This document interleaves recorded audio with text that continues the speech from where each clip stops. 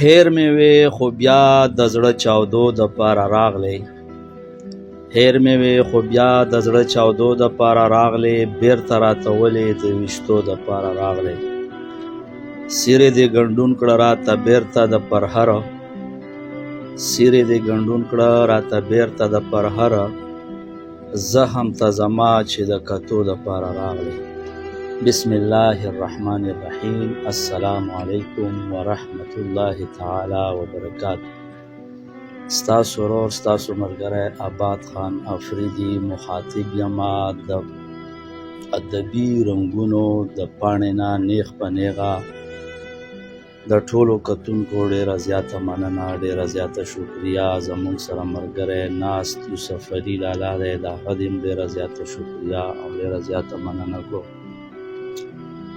د ادبي رنګونو کتونکو اوریدونکو ته زما د طرف نه د ټولو ته دې دا ډالۍ وي د تصور افریدي صاحب یو ښکلی کلام. امید دی چې ستاسو ټولو به خوښ شي.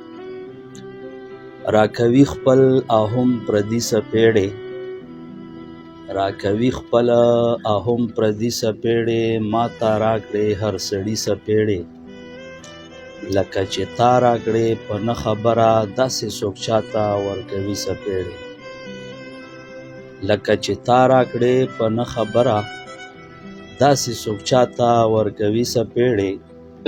در سره خوښ مې زړه په ناسته نه شو، در سره خوښ مې زړه په ناسته نه شو، نن دې خبرې وې بیخي څپېړې.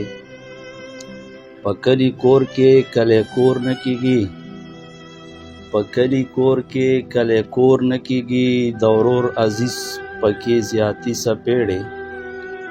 حرامه خود شي خوشحالي په هغو، حرامه خود شي خوشحالي په هغو، چې هر سحر او ماښام خوري څپېړې. مظلومه چپ شه شکایت مه کوه، مظلومه چپ شه شکایت مه کوه، مظلوم د هر ظالم زغمي څپېړې. روغ خود خاندي د مجنون پورې چې، روغ خود خاندي د مجنون پورې چې، وهلي نه یې قدرتي څپېړې.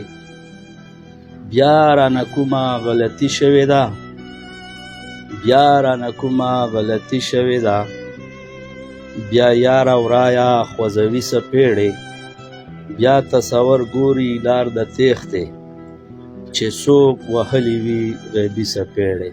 مننه، ډېره زیاته شکریا ادا کوم د ادبي رنګونو د پاڼې کتونکو او اوریدونکو ته. والسلام.